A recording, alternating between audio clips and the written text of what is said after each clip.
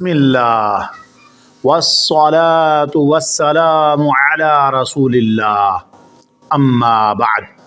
آج کے اس ویڈیو میں اللہ کے فضل سے ہم وضو کا مسنون طریقہ مختصر انداز میں سیکھنے کی کوشش کریں گے۔ بسم اللہ پڑھ کر وضو کو شروع کریں۔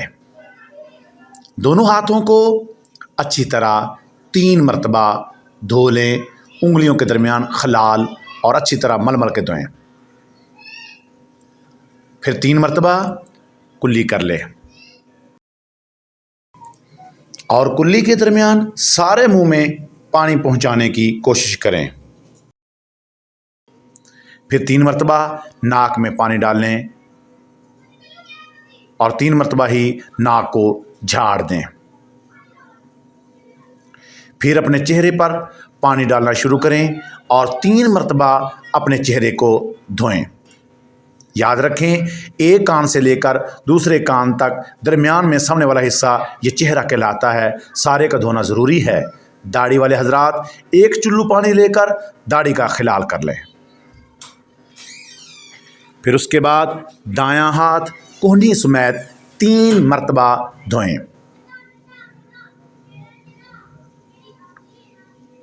اس کے بعد بایاں ہاتھ کہنی سمیت 3 مرتبہ اس کو بھی دھونا ہے۔ پھر پورے سر کا مسح کرنا ہے۔ پھر انگلیوں کے پوروں سے کانوں کا خلال کریں اور انگوٹھے سے کانوں کے پچھلے حصے کا خلال کرتے ہوئے پھر دایاں پاؤں 3 مرتبہ دھوئیں۔ پھر اسی طرح بایاں پاؤں 3 مرتبہ دھوئیں۔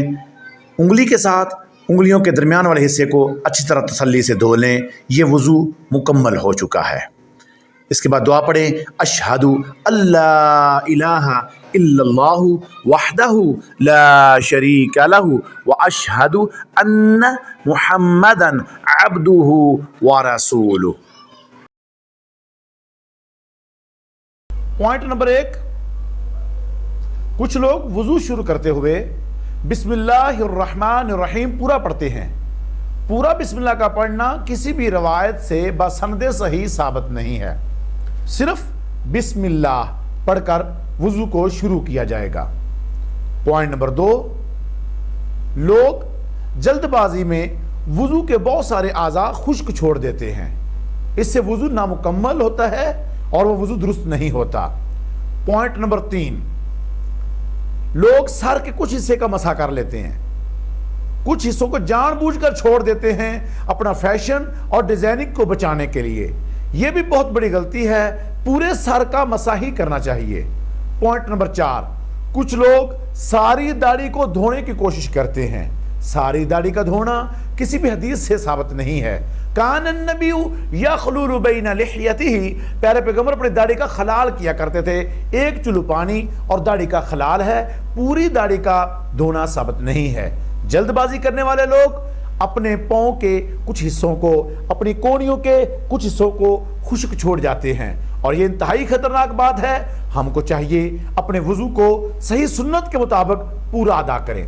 اور ایک بہت اور اہم ترین بات، کچھ لوگ الٹے ہاتھوں سے گردن کا مسح کرتے ہیں۔ گردن کا مسح کرنا کسی بھی روایت سے باسند صحیح مرفوع متصل پیارے پیغمبر سے ثابت نہیں ہے۔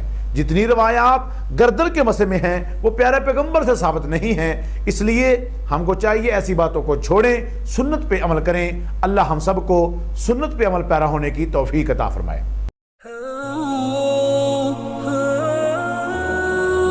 For more videos visit universalislam.pk